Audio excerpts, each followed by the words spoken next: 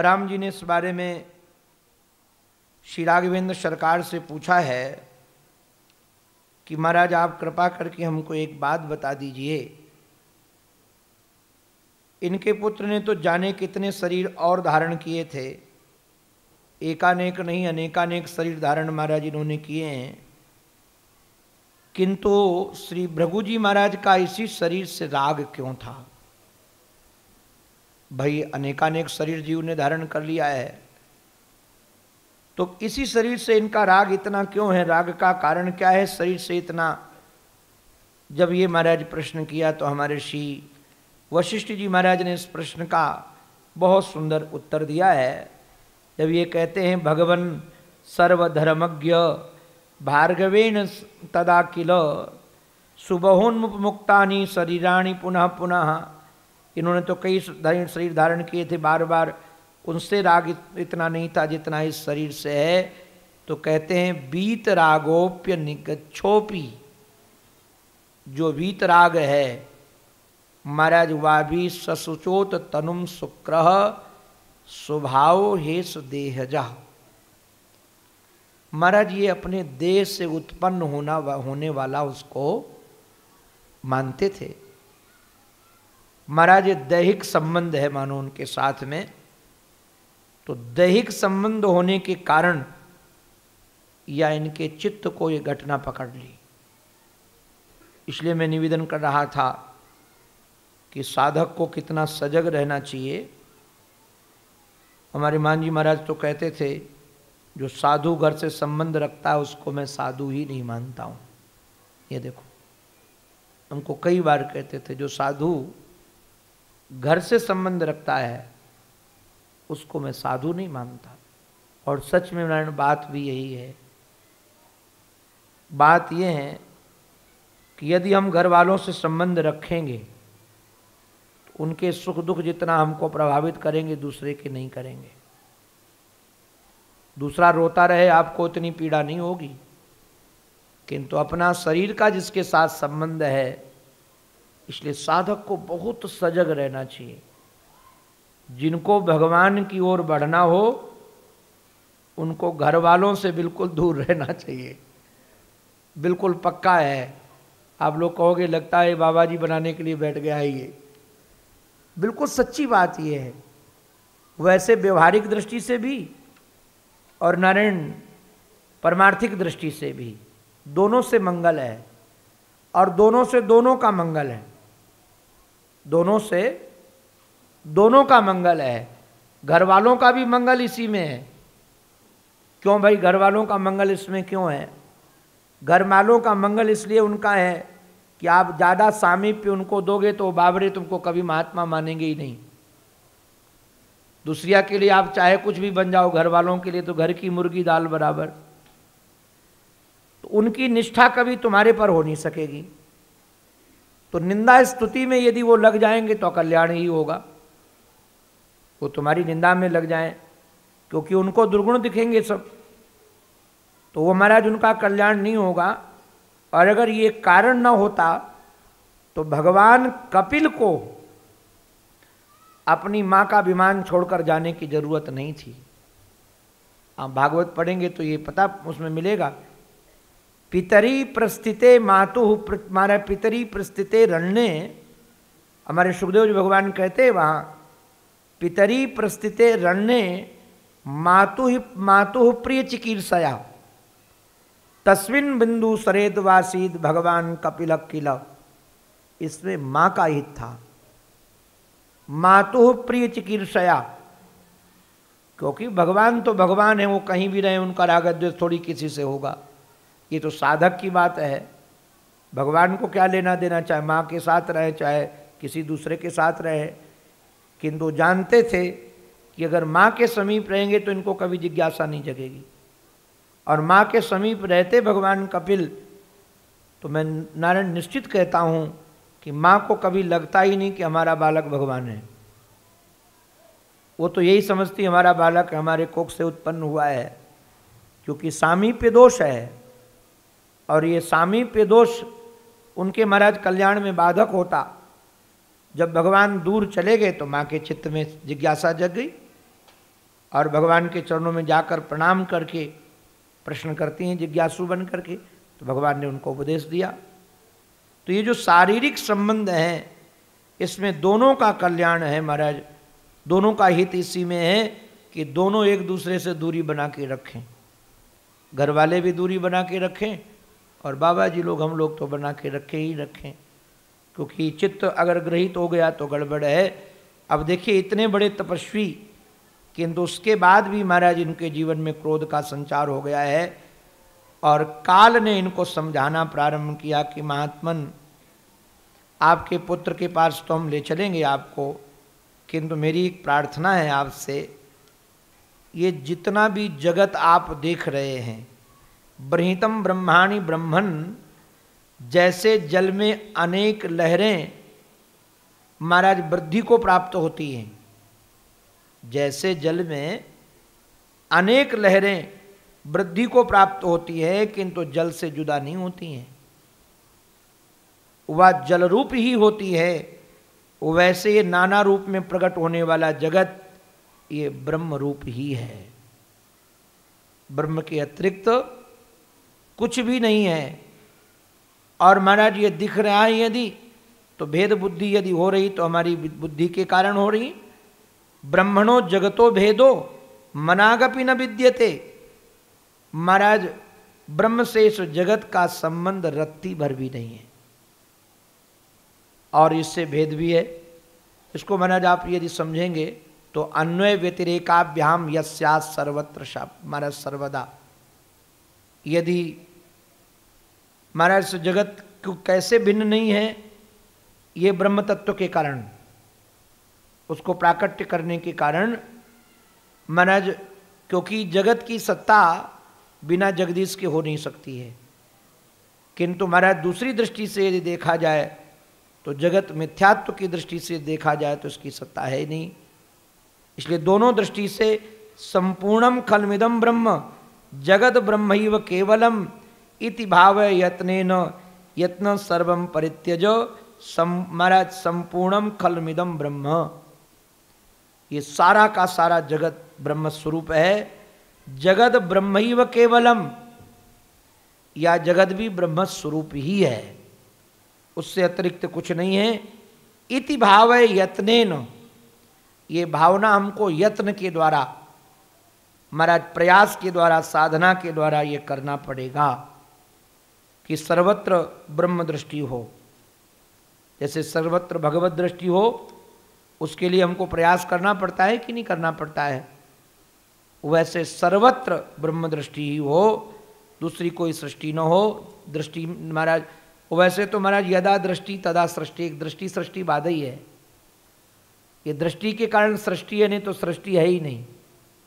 एक दृष्टि सृष्टिवाद का वर्णन किया गया है महाराज। इसके बाद यहाँ से इनको लेकर के काल देवता इनको बड़ा सुंदर उपदेश दे करके काल देवता इनको लेकर उस पावन पवित्र नदी के पास में पहुँचे, जहाँ इनका बालक तपस्यारत था, साधनारत था, और इन्होंने अपने बालक को पुकारना प्रारंभ किया। जब पुकारना प्रारंभ किया, बार बार पुकार रहे हैं किंतु वह समाधि से नहीं उठ रहा है। बाद में जब इन्होंने महाराज तेजी से पुकारा तो तेजी से पुकारते ही उसकी समाधि खुल गई। और जब समाधि खुली तो उसने सामने महाराज दो पुरुषों को देखा।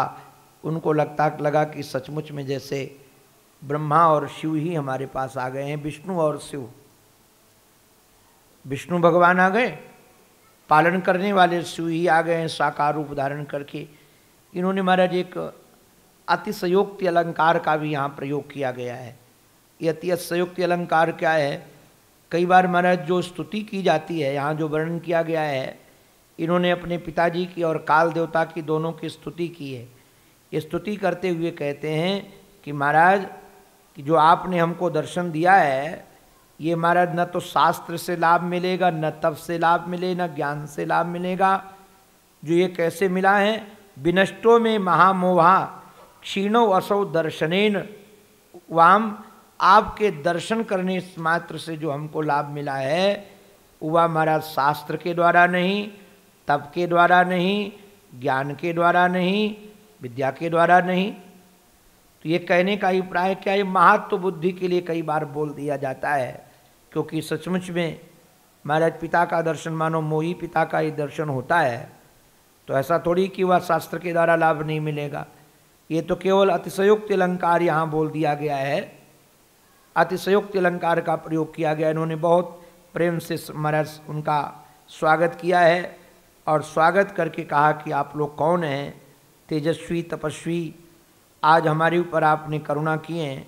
जैसे आकाश में चंद्रमा गमन करता है आकाश की आभा प्रभा शोभा को बढ़ाते हुए, वैसे आप हमारे पास में आ गए हो। जब इन्होंने कहा कि आप परिचय बताओ, तो हमारे श्री भृगु जी महाराज ने भार्गव को कहा कि तुम हमको पहचानते नहीं हो।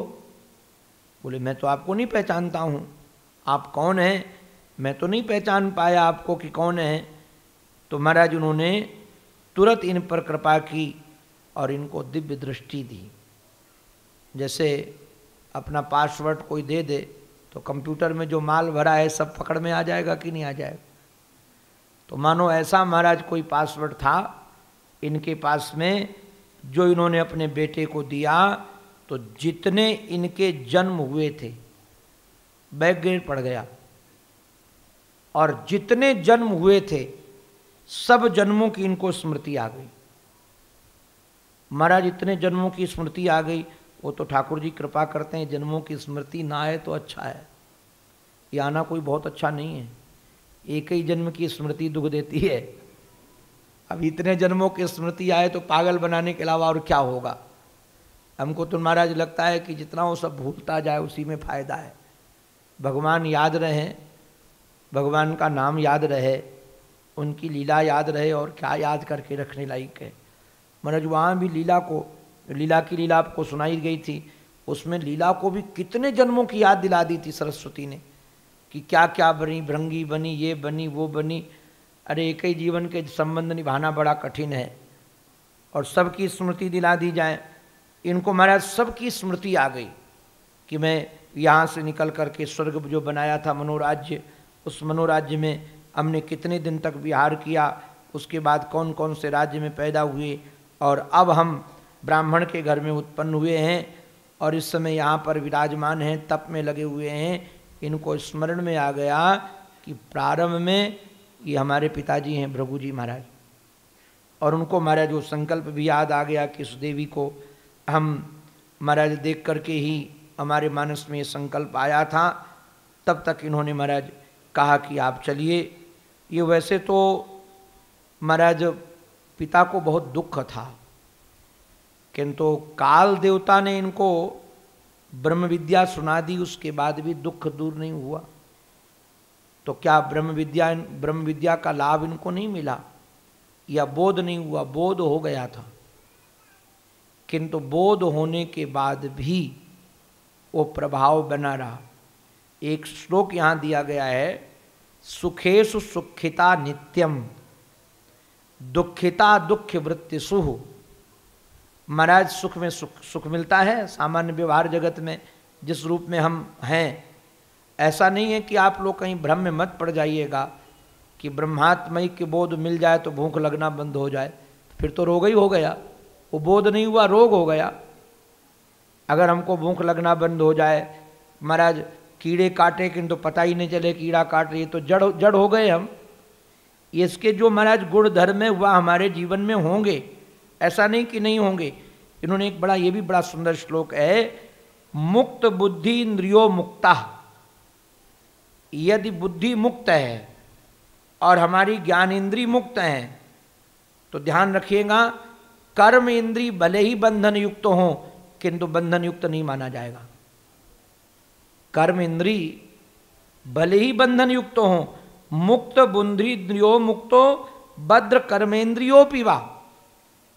हमारी बुद्धि मुक्त है, ज्ञान इंद्री मुक्त है, तो कर्मेंद्री यदि बंधन में है भी तब भी कोई उसका फर्क पड़ने वाला नहीं है, मुक्त ही मुक्त है।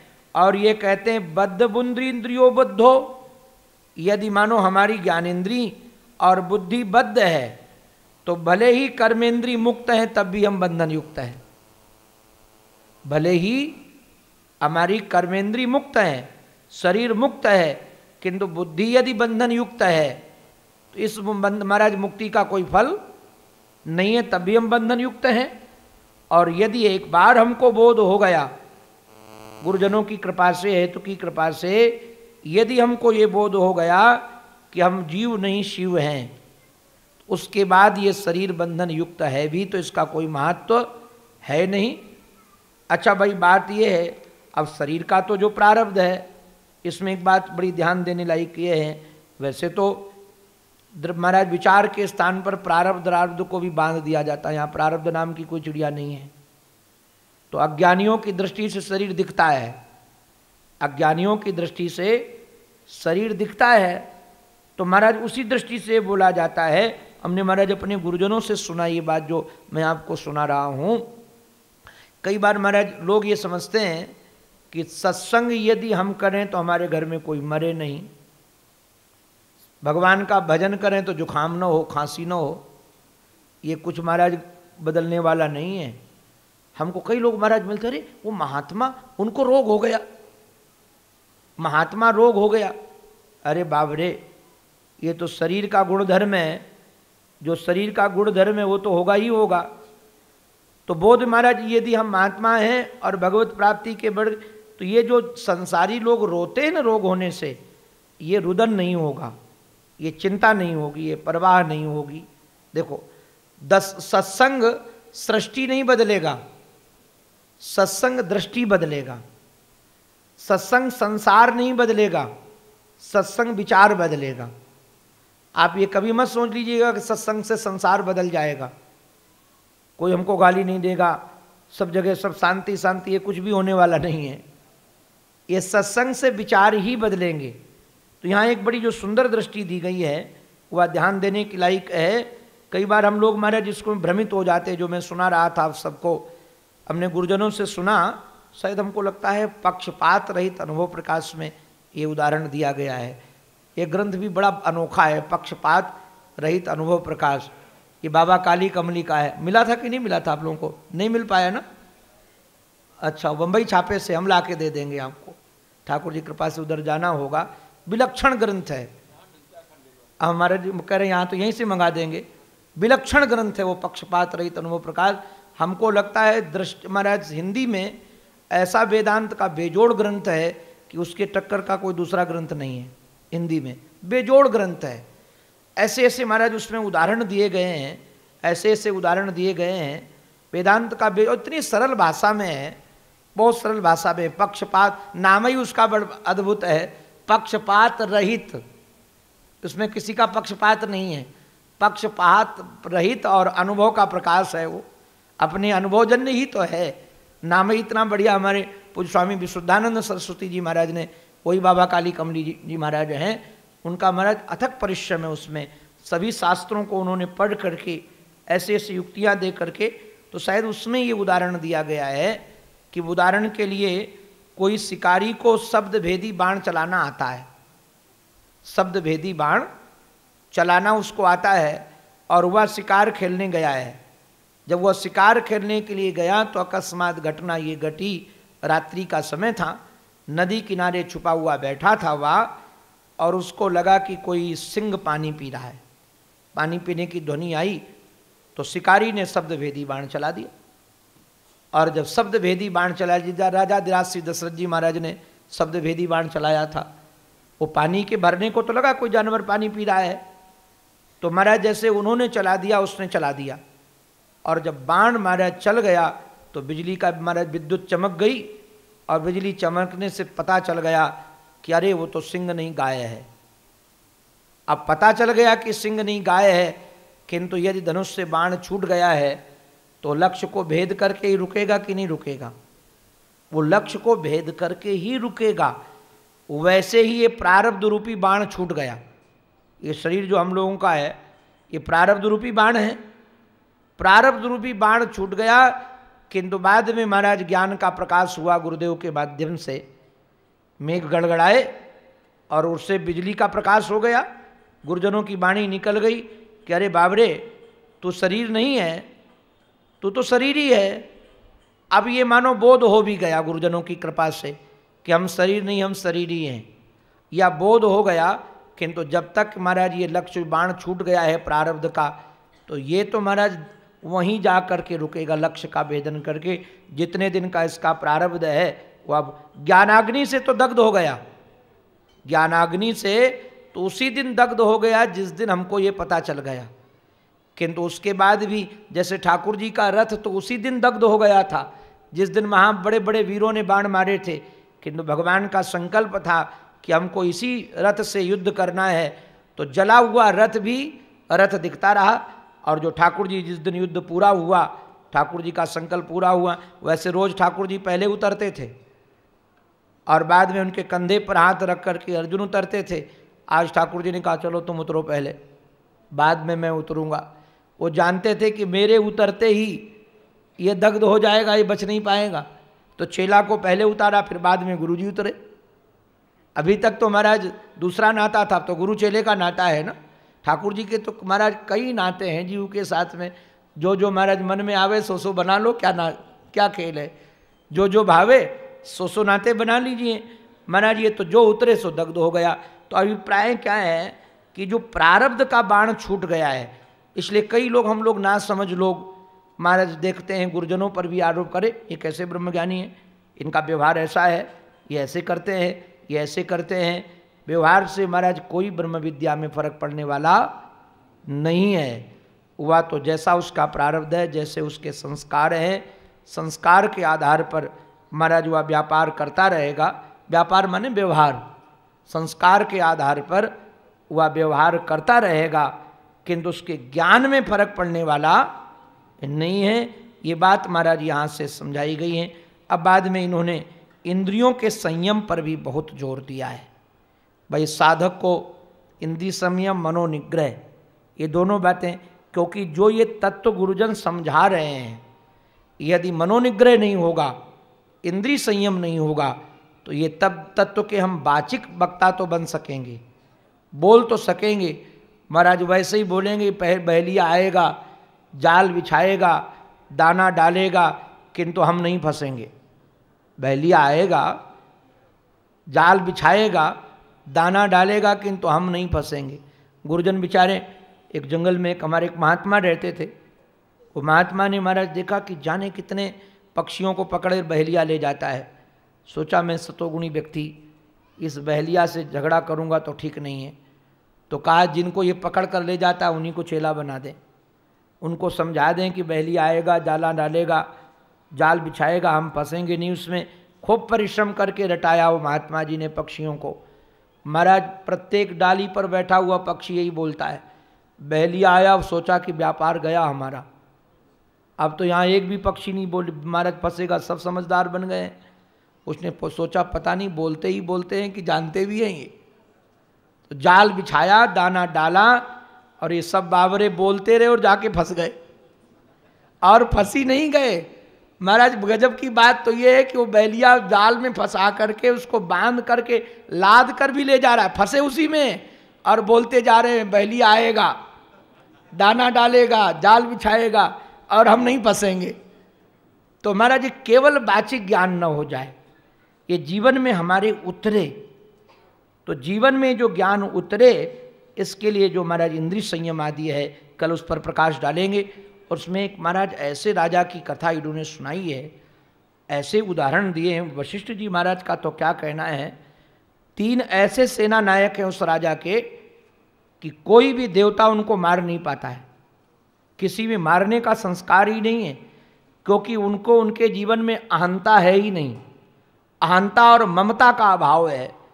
उसने ऐसे तैयार किए जिसमें अहंता और ममता का अभाव है। जब तक अहंता और ममता नहीं जगेगी तब तक उनको कोई मार नहीं सकता है।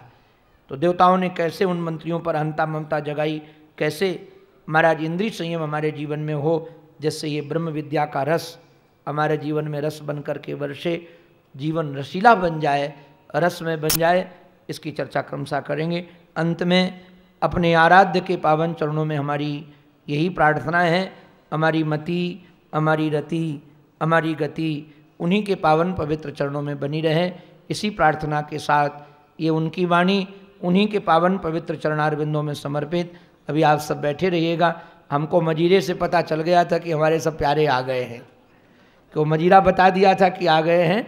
तो आप लोग एक भजन का भी आनंद लीजिए, भगवान नाम ध्वनि का आनंद लीजिए।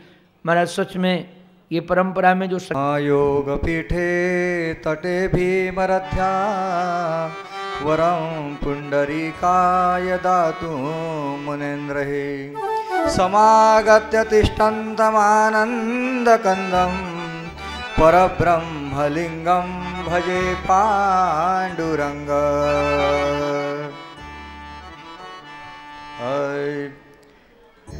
राम कृष्ण हरे जय जय राम, हरि जय जय राम कृष्ण हरे।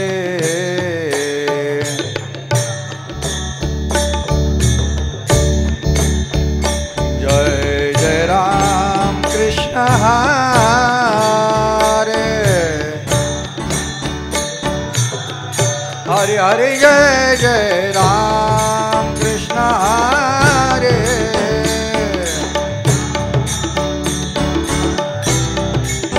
जय जय राम कृष्ण हरे,